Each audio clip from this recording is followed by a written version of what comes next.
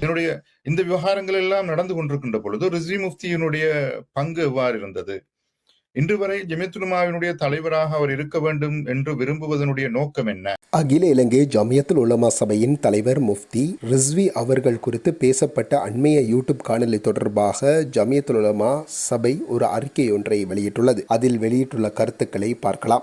London Tamil TV என்ற YouTube பக்கத்தில் வெளியான நேர்காணல் நிகழ்ச்சி ஒன்றில் அய்யூப் அஸ்மின் என்பவர் உயிர்த்த ஞாயிறு குண்டு தாக்குதலோடு சம்பந்தப்பட்ட அது தொடர்பில் பொறுப்பு கூற வேண்டிய பல்வேறு விடயங்கள் குறித்து கருத்து தெரிவித்திருந்தார். குறித்த காணொலியில் அவர் பலரது பெயர்களை சுட்டிக்காட்டியிருந்ததுடன் அகில இலங்கை ஜமியத்துல் உலமா சபையின் தலைவர் முஃப்தி ரிஸ்வி அவர்களையும் குறிப்பிட்டு அவர் தீவிர போக்குகளை எதிர்த்து எந்த ஒரு முயற்சிகளையும் மேற்கொள்ளவில்லை என பொதுமக்கள் மத்தியில் சந்தேகங்களை தோற்றுவிக்கும் வகையில் கருத்துக்களை தெரிவித்திருந்தார். இதனை அகில இலங்கை ஜமியத்துல் உலமா சபை வன்மையாக கண்டிப்பதோடு இவ்வாறான சந்தேகங்களை தோற்றுவிக்கும் வகையிலான கருத்துக்களை பரப்புவோர் விடயத்தில் பொதுமக்கள் மிகவும் அவதானமாக நடந்து கொள்ள வேண்டும் எனவும் கேட்டுக்கொள்கிறது. அத்துடன் துறைசார் நிபுணர்களது ஆலோசனைகளுக்கிணங்க இவ்விடயம் தொடர்பில் உரிய சட்ட நடவடிக்கைகள் மேற்கொள்வது பற்றி ஜமியத்துல் உலமா சபை ஆலோசித்து வருகிறது என்பதனையும் பொதுமக்களுக்கு அறிய தருகிறோம். அகில இலங்கை ஜமியத்துல் உலமா சபையானது கடந்த 100 வருடங்களுக்கு மேலாக எல்லா காலங்களிலும் நாட்டின் தேசிய பாதுகாப்பு, சகவாழ்வு, சமூகங்களுக்கிடையிலான ஒற்றுமை ஆகியவற்றை வலியுறுத்தி வருவதோடு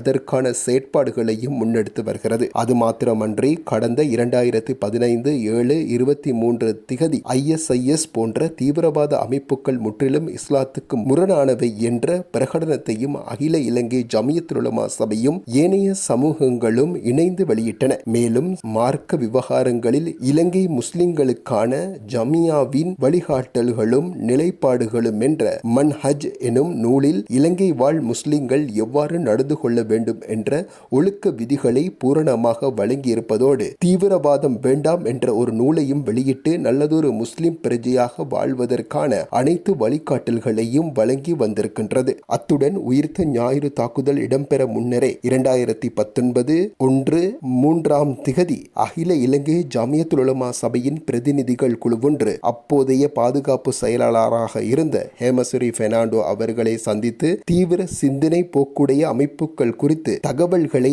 வழங்கியதுடன் அவர்களை கட்டுப்படுத்தும் நடவடிக்கைகளை மேற்கொள்ளுமாறும் எச்சரிக்கை விடுத்திருந்தனர். உயிர்த்த ஞாயிறு தாக்குதல் இடம்பெற்ற பின்னரும் ஜனாதிபதி ஆணைக்குழு உள்ளிட்ட அனைத்து அமர்வுகளிலும் அகில இலங்கை ஜமியத்துல் உலமா சபையின் தலைவர் மற்றும் பிரமுகர்கள் பல தடவைகள் சமூகமளித்து பங்களிப்புகளை வழங்கி இருக்கின்றார்கள். மேற்குறித்த யூடியூப் காணொலியில் உள்ளது போன்ற சந்தேகங்களை ஏற்படுத்தும் விடயங்களை பொதுவெளியில் பகிர்வதானது சமூகங்களிடையே நல்லிணக்கம், சகவாழ்வு, ஒற்றுமைக்கு பாதிப்பினை ஏற்படுத்தக்கூடிய செயற்பாடாகும். நிச்சயமாக உண்மையும் நீதியும் ஒரு நாள் வெல்லும் என்ற கோட்பாட்டின் அடிப்படையில் இது தொடர்பிலான உண்மை வெளிச்சத்துக்கு வரும் என்று அகில இலங்கை ஜமியத்துல் உலமா சபை உறுதியாக நம்புகின்றது என்று அந்த அறிக்கையில் குறிப்பிடப்பட்டிருக்கின்றது. ஒவ்வொரு வருடமும் தேசிய மற்றும் சர்வதேச ரீதியில் பல்வேறுபட்ட விருதுகளை வென்று வெற்றி நடை போடுகின்ற தரமான உயர்கல்வி நிறுவனம் எமர்சன் காலேஜ் அண்ட் கேம்பஸ் உங்களுக்கு தேவையான diploma, HND, degree, masters, PhD போன்ற பாடநெறிகளை சர்வதேச அங்கீகாரத்துடன் வழங்கி வருகின்றது எமர்சன் காலேஜ் அண்ட் கேம்பஸ். தொடர்புகளுக்கு 0765204 இணையதள முகவரி www.emersoncollege.lk.